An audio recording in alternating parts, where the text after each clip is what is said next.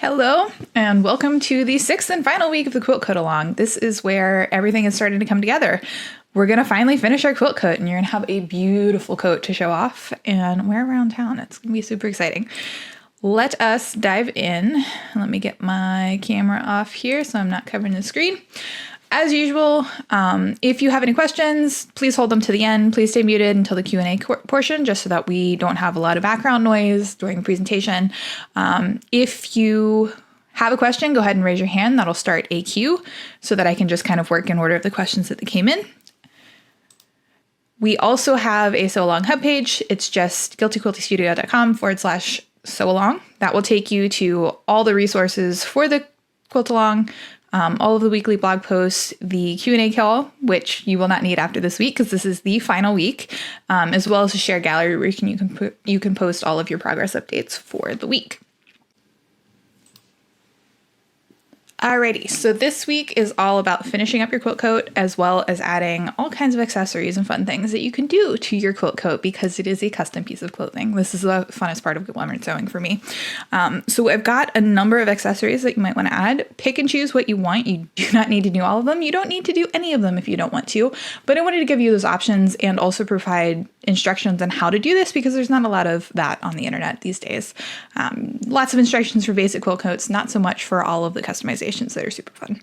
So the first one is elbow patches. I love elbow patches. I don't know what it is about them. I just think they look really cool and they are super fun to add and kind of customize and dress up any garment. Also super easy to add, especially if you haven't finished the construction for your coat yet. And that's because you can add it to the sleeve while the sleeve's still flat. So this is, generic sleeve shape from any pattern. It's going to look similar to this. There is a front and a back to your sleeve. That's something to remember. This will be indicated on your pattern, but if you forgot to put the dart marks like I do frequently, you can always tell pretty easily by just looking at the shape of the thing. So the front or the part of the sleeve that's supposed to go towards the front of the quilt coat or the front of the garment will usually have a deeper, more gentle curve than the back. And that's because generally the front neck opening goes down, extends it down a little bit further than the back. The back will have like a higher neck, and that's reflected in kind of the shorter, steeper curve. So that's an easy way to tell. To figure out what the placement you want for your elbow patches, you're just going to fold this thing in half with the back facing up to you, and then just kind of position your elbow patch wherever that looks good to you. Generally in the middle of the sleeve on the back. So in the middle of the back half of your sleeve is perfect placement. You can make elbow patches out of literally anything, any shape you want. I've seen some really cool videos and tutorials with Star Wars heads and, Disney characters, whatever you can think of. But if you want to do just a simple shape, there is a template on the blog post for this week. You can just click on it. You don't need to sign up with an email. It will literally just take you to a Google Drive link and you can download just a nice oval that's a good shape for an elbow patch. I am using what's called jersey faux leather here. So it's a stretchy faux leather, again, available in most garment fabric supply shops, including the Fabric Snob, Prairie Love Knits, and some of the other ones that I've linked during the sewing long. But you could also do, part of a quilt block if you really wanted to. You could do jean material. You could do actual leather if you wanted to, and your sewing machine can handle that. Whatever you want, it does not matter. It's just a little accent. And like I said, that template for the oval, if you wanted it, is on the blog, but make these whatever shape and size you want. If you already have sewn your quilt coat and you kind of missed this part of it, you can also get what are basically iron-on fabric patches from Amazon or Joann's, what have you, that are about this size, and you can just iron them onto the sleeve without stitching them. If you're putting them on before the sleeve is complete, I would recommend just kind of positioning it and then stitching just a top stitch around that edge. You could also use a blanket stitch like you might for an applique quilt, something along those lines, decorative stitches, hand stitches, your heart's content, whatever you want to embellish this with, you can do. They're super fun. That's elbow patches. The next kind of accessory that I think everybody should have is pockets. You gotta have pockets. So most of your quilt coats will come with a pocket pattern piece. If they don't, a really easy way to make them is just to cut 8.5, 9-inch square, and then just angle it. This one I think is about an 8.5-inch square, and I just basically drew a line from 2 inches down from the top corner up to the next corner, and that gave me my angle. The angle is important because if it's just straight and flat, it's going to be really uncomfortable to actually put your hands in the pocket wearing the quilt coat.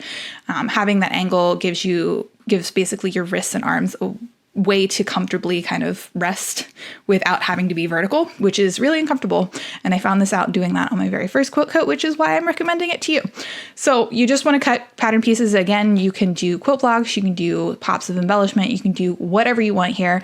You're going to need both exterior and lining. So I've just taken some of my scrap quilted fabric that I use for most of my exterior and cut those pieces out. And then I've cut the exact same pieces from my liner, which I'm using just like a gray jersey. That's nice and soft. So the important thing here is that you want those angles to go opposite directions. Again, those are for your arms so that they're comfortable. So you want to cut these mirrored, and most of your pattern pieces will be just one direction. So you're going to want to flip that pattern piece over to get the mirrored piece. Alrighty. To actually add the darn things to your quilt coat, it's pretty simple. You're just going to lay your lining and exterior fabrics right sides together, stitch around the outside of them. Again, whatever your seam allowance in your pattern is good. If you're not using a pattern piece, just 1/4 inch is fine. Just something to get enough seam allowance there. You're going to want to leave a gap, and I would recommend doing that on the top edge, and you'll see why in a minute. So leave, a 6 or 8 inch turning gap. And then what you're seeing here is me just clipping the corners so that I can get them poked out and corner shaped instead of super rounded. And then I'm just going to turn that thing through my turning gap, poke out all my corners. And you're going to see a turning tool here called a purple thang. That's actually what it's called. A lot of quilt shops will carry them. It's not to say you have to have one of these. A chopstick or something along those lines will work just as well too. Even a pencil or a pen can be used for this. But the purple thangs are a thing. And then once you get it all turned out, you just want to tuck those raw edges from your gap in and smooth everything out. Give it a good press, and then top stitch along that top piece because we're going to top stitch around it to apply it to your quilt coat. So if you leave the top part unstitched, or untop stitched as it were, it's going to look like you're missing stitching. This is also a great opportunity to close that turning hole so you're not dealing with a turning hole as you're trying to stitch the thing to your coat, which is why I recommend leaving that turning hole on that top edge. Alrighty, so we top stitched it. You've got your nice top stitching across the top, and now I am positioning it on my quilt coat. So ideally, you would add this before you constructed your quilt coat, but because I was filming tutorials for the sew along and whatnot, I ended up doing that last week. Didn't get my pockets on there yet, so that I'm basically adding these now after I've already constructed my quilt coat. The shell part, I haven't added the lining yet. That is important, but you can totally do that. But again, more ideal case is you're doing this before you actually sew any of the pieces together so they're nice and flat and manageable. You can position them wherever you want. It is totally your preference. If you want them kind of front bottom of your quilt coat panels, I'm just marking a line 2 inches up and 2 inches from the side, and then I'll just slot my quilt coat in that area within those lines so that it's even, and I'll use the same measurements for the opposite side so I end up with something that looks symmetrical. Okay, so we just positioned the pocket on there. It's got no raw edges at this point because we turned it and put a lining on it. I'm using straight pins just to keep it in place. It's kind of hard to use clips for this kind of thing. Straight pins work pretty well.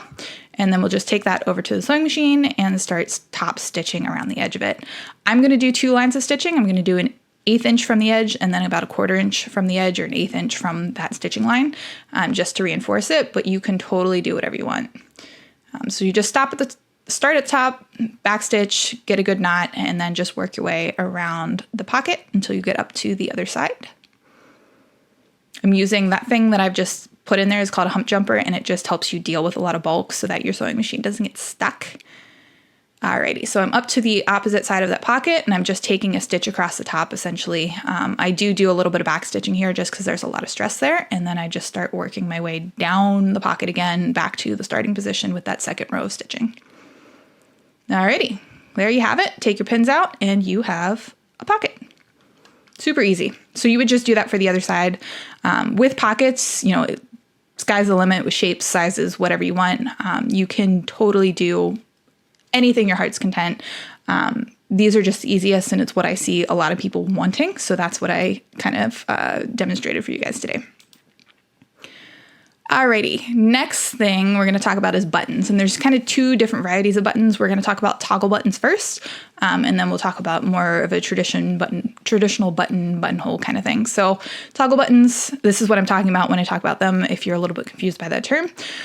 If you are binding your quilt coat, what I would recommend is finding something online, Amazon, Joann, something along those lines, that are kind of these pre-built toggle buttons that have a faux leather vinyl kind of anchor on them.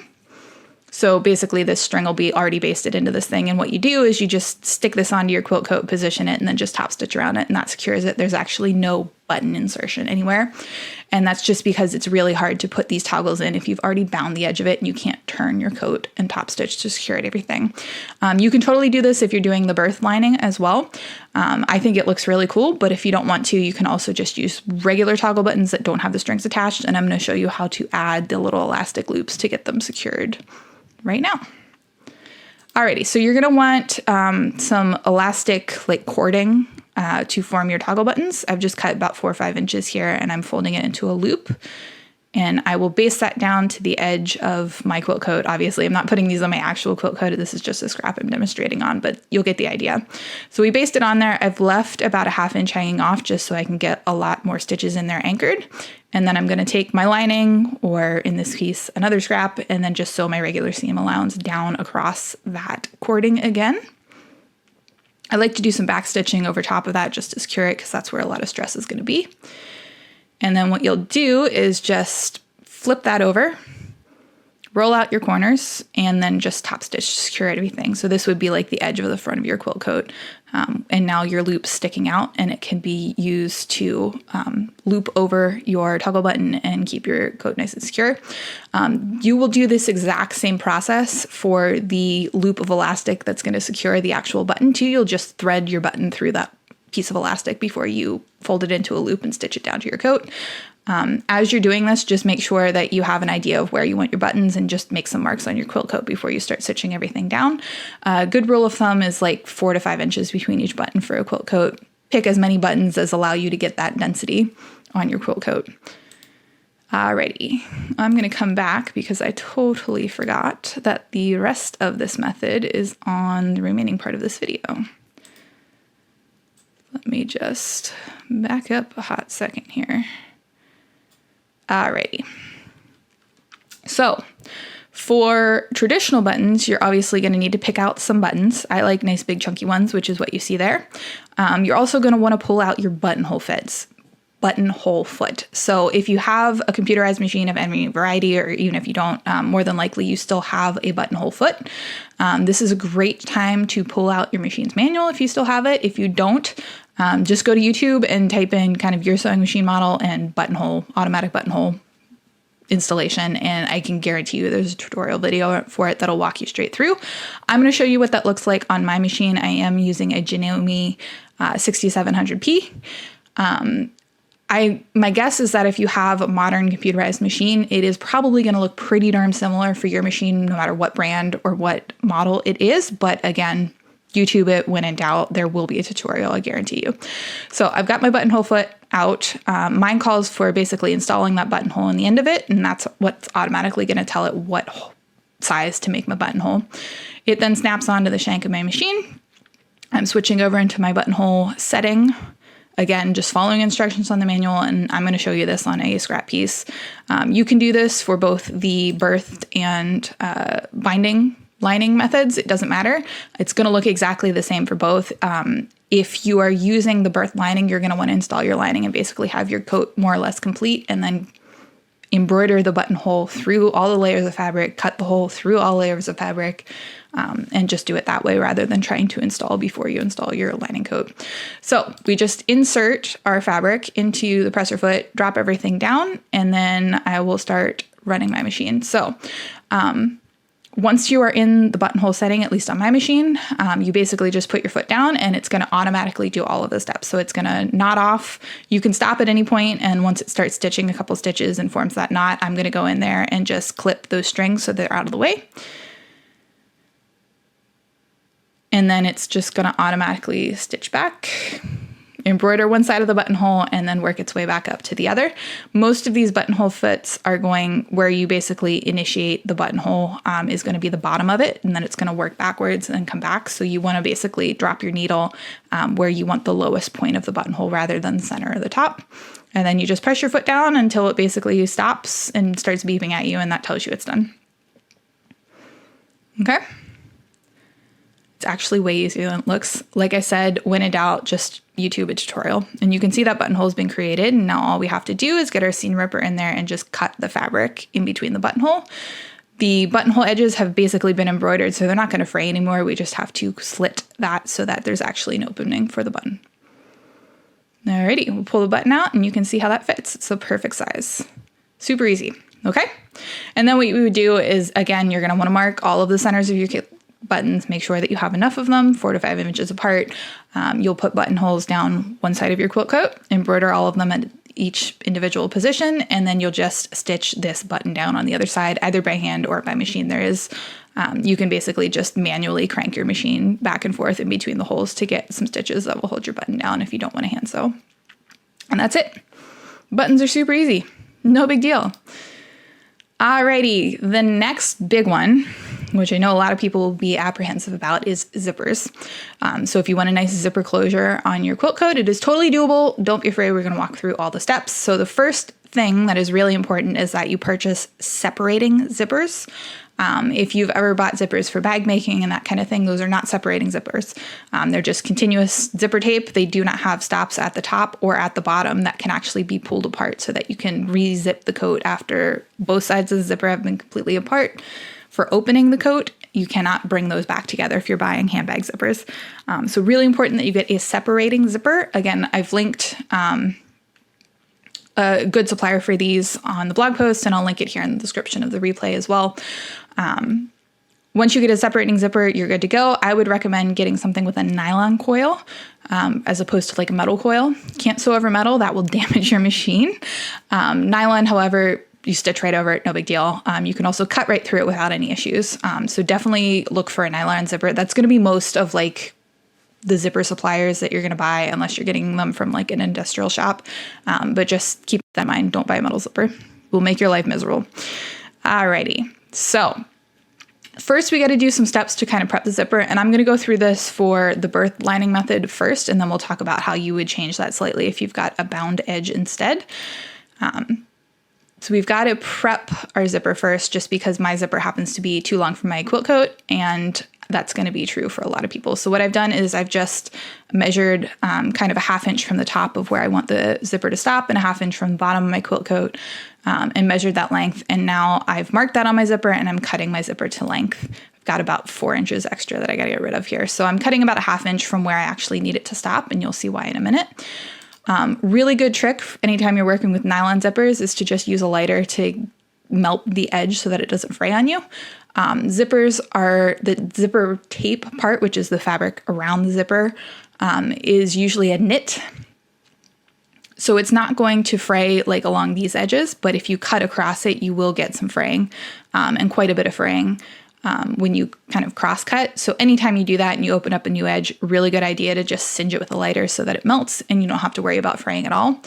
That's the beauty, again, of a nylon coil. So I'm going to install my zipper foot, which is just this skinny little foot. This just allows me to get really close to the edge of the zipper teeth without having to sit a presser foot on top of my zipper teeth. Just makes life easier. If you don't have one of these that came with your machine, don't sweat it. It's not a big deal. It's just whenever you sew the tipper or you're sewing near a zipper, you're going to want to move your needle as close to the edge of one side of the foot or other as you possibly can so that you don't have to sit your presser foot down on top of those teeth as you're sewing. So I'm going to install my zipper foot, and then we will deal with basically finishing this edge because now it doesn't have zipper stops, and that's a problem if I'm making a quilt coat. So to do that, you just want to pinch on the line that you've marked to basically form a triangle, and that's naturally going to pull that zipper to the left and basically make a right angle, or I guess in this case it's to the right. And so you'll fold that triangle down against that right angle of zipper tape, and that is going to basically make the edge of your zipper teeth go into the quilt coat and form a stopper. You'll see in a minute. This looks a little bit weird, just trust the process. I'm just dropping a pin in there so I can hold it in place while I do the same thing to the other side. And then you can either stitch that in place, or you can do what I'm gonna do, which is just melt the edges of those. So I'm just trimming off the excess there. And then I'll take my lighter to it and melt all 3 of those layers together so that it stays at that right angle that we formed. Okay, not too bad. We'll do the same thing to the other side. And then once everything's kind of held in place and we're good to go, we can apply it to our quilt coat. So that's what you get. You've got those right edges.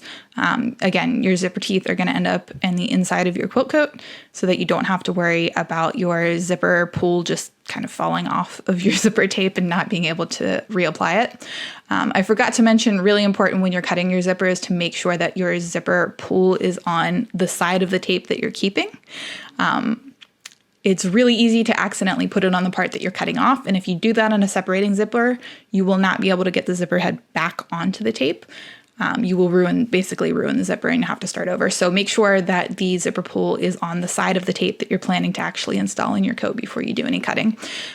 But that's basically prep for the zipper, and you're going to want to do this whether or not you're using the birthing lining or the binding method. We'll talk about basically how to finish this edge, because obviously it's not going to end up on the interior of your quilt coat if you're using the bound method. We'll talk about that in a minute. Hold that thought.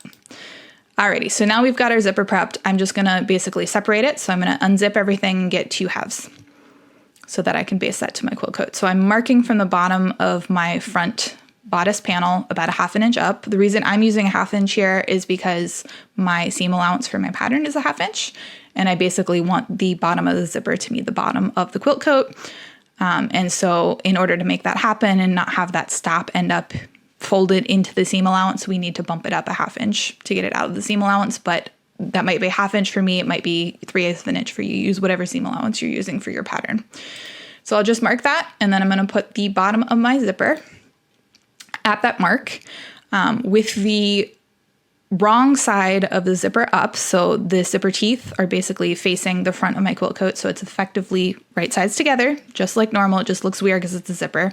And then the part of the edge of the zipper that doesn't have any zipper teeth, that's what's going to meet up with the edge of my quilt coat. And the reason for that is because we're going to stitch over this and then flip it out. And so if you want the right side to be out, you need to sew with the wrong side out when it's inside out. All of that to say, this is basically just right sides together. It just looks really weird because it's a zipper and you're not used to doing that. So I'm just going to start clipping that from that mark. We'll work all the way up to the top of the quilt coat, clipping every couple of inches. And you'll see that my zipper is going to end just about 3/4 of an inch lower than my hood seam, which is where I want it to stop. Again, that's totally my preference. I chose that.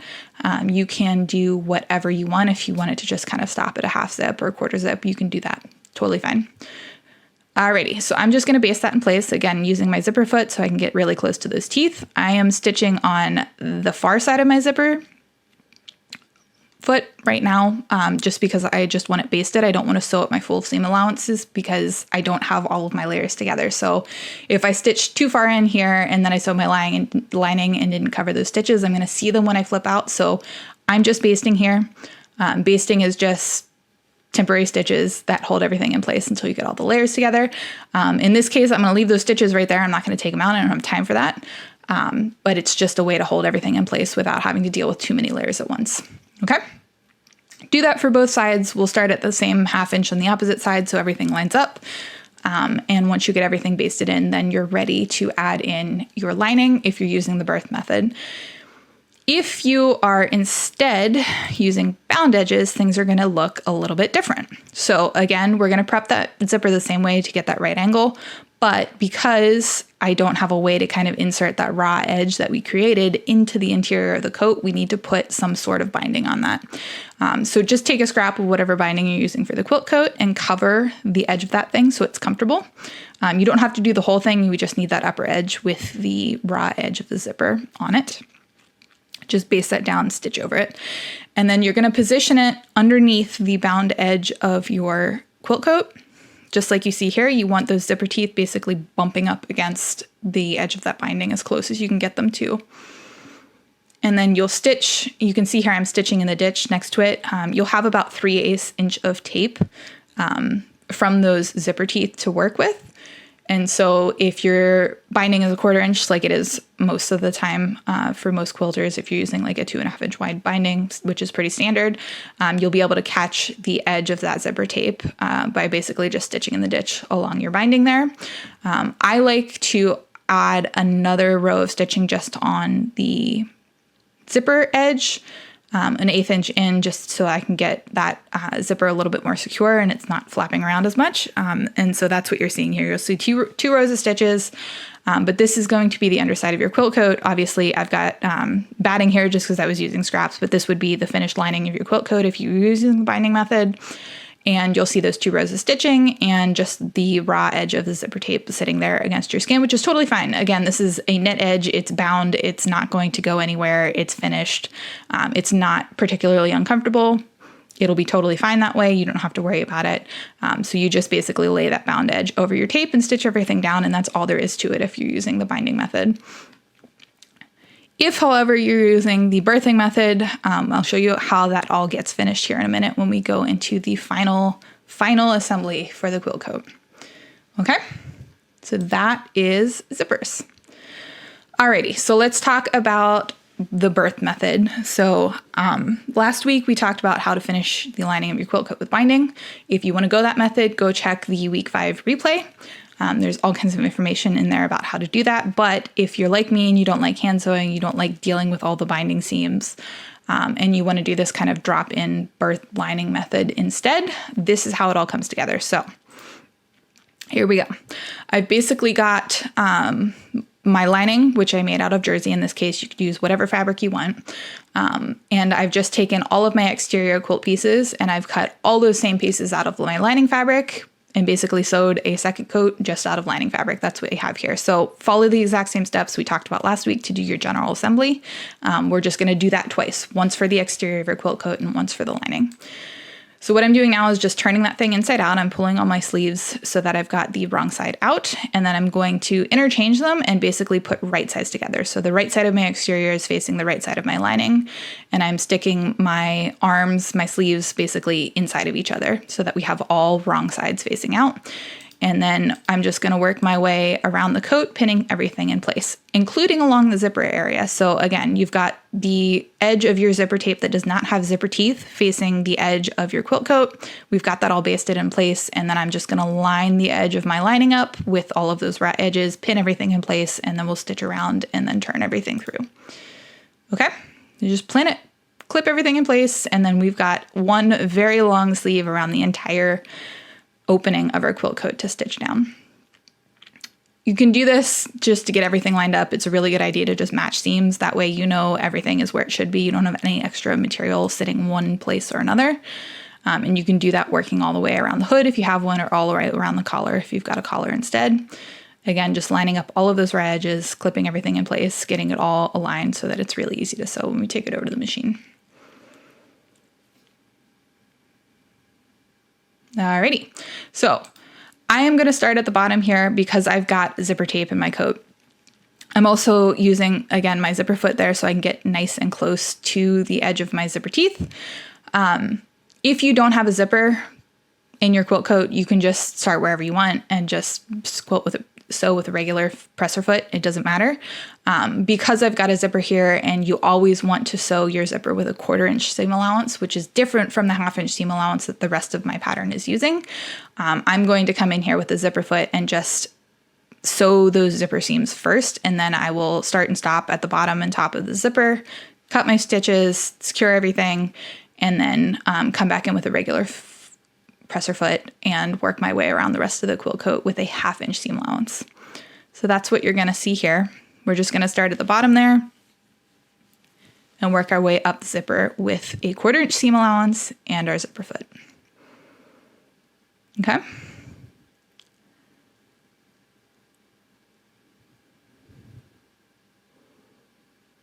And you can see this is the side that has the zipper head.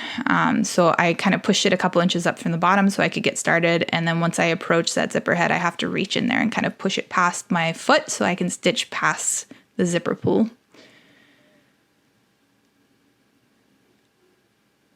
Alrighty. So now I've done that on both sides. I'm just going to basically start in the same hole as where I stopped and work my way around the hood with a 1/2 inch seam allowance now. So I'm going to start at a 1/4 inch seam allowance where I stopped my zipper, and then I'm just going to gradually work my way up to a 1/2 inch seam allowance and then continue that around until I get to the other side of the hood where I'll kind of grade myself back into that 1/4 inch seam allowance. So all of the stitches end up being continuous. Okay. Now that that's done, we're just going to sew basically around the hem of the quilt coat with that 1/2 inch seam allowance. I'm starting at the beginning here at the bottom of my separating zipper. We'll just backstitch and we'll sew across to that first panel.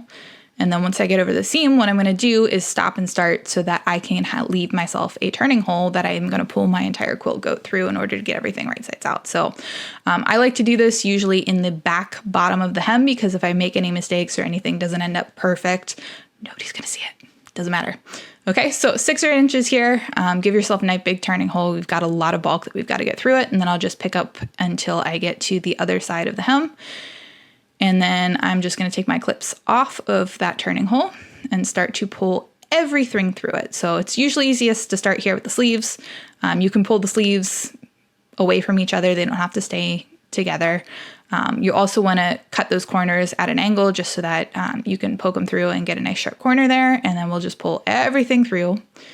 This is going to look weird. It looks like, your quilt coat's kind of spilling its guts out for a minute here. Just trust the process. It will make sense in a minute. And then once you get everything turned inside out, I like to shove the sleeves down inside of each other so it starts to look like a coat again, but we'll deal with these cuffs in a minute. Don't attach anything here yet. So we'll do that for both sleeves, and in a minute, it will actually look like a coat. See? Okay? Still wonky looking. We still got to do some things to it, but it's a coat. Pretty cool. Alrighty, so what we want to do now is just kind of roll those seams over. You can use clips if you need to, but just kind of roll it between your fingers to get the seams fully extended and flat. And then we just want to top stitch 1/8 of an inch from the edge all the way around the quilt coat, which is what you're seeing here. So I'm doing this on the zippered edge. I'm just pulling those zipper teeth kind of gently away from the edge of the coat and then stitching 1/8 inch along it. And that's going to just secure everything, make it lie nice and flat, and keep everything where it's supposed to be. And you'll just do that the whole way around every single edge of the quilt coat, zipper or not, to get it all finished and looking really nice and professional. Okay, so let's talk about those cuffs now. So up to this point, we haven't attached any of the sleeves together. We got to deal with that. It is super easy. We're already right sides out, so it looks like a coat. But what you're going to do is just fold those seams down 1/2 an inch, 1/4 inch, whatever your seam allowance is, and then just match the edges together, working the whole way around the sleeve. And then we'll just top stitch along it to get it all attached. And you'll never even notice that you didn't sew this attached in the normal manner, sewing everything right sides together. It can be helpful, at least on the quilt coat part of it, to press that over by 1/2 inch before you start clipping, just so you're not fighting it as much. Jersey doesn't like to get pressed with an iron, so I didn't bother doing that on my lining, but if you're using quilting cotton on your lining, you can totally do that and kind of get everything behaving nicely before you match it all together.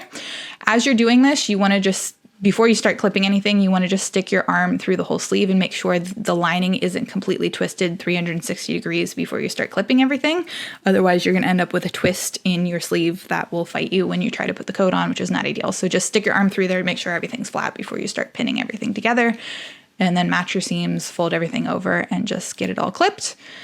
And then we'll take it over the sewing machine and just, again, 1/8 inch top stitch away from the edge. That'll get both of your layers attached together and looking super professional, and we'll just work our way around the whole circle. If you've got a flatbed machine like me that doesn't have, the arm that comes off that allows you to kind of slip a circular object around it, you'll just have to work a little bit here to keep it flat. Just go slow. It'll fight you a little bit. It's okay. It's usually not too bad. And you can just work your way around 360 degrees around that cuff and get everything secure.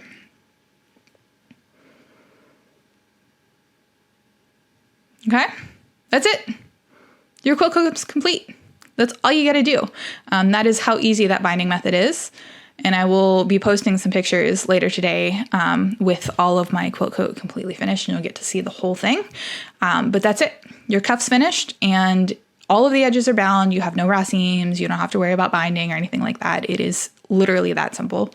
That's why I love this method. Alrighty. That's all I got. I'm going to open up for questions now. Let me see what I got in the chat. Alrighty. Yes, so if you happen to look at the blog post Thursday morning, I had forgotten to link the elbow patches templates for you. They are up now. You can go look at the blog post. Again, you don't need to sign up with email or anything like that. There's just a click for a Google link, and you can download that PDF and cut out those templates if you need them. Sorry about that. I do have it fixed now. Alrighty, I don't see anything else. So as always, if you have any questions as you're trying to put your coat together, feel free to just comment on the replay and I will definitely get you an answer. Final week of the quilt coat, we've got a bit of a grand finale in terms of prizes.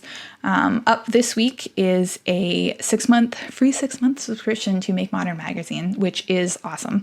If you've never subscribed to that magazine before, it is pretty great, especially if you're a modern quilter. I know a lot of the magazines out there for quilters cant towards the really super traditional folks. Make Modern is not like that. It's full of really, really beautiful, really cool, bright patterns.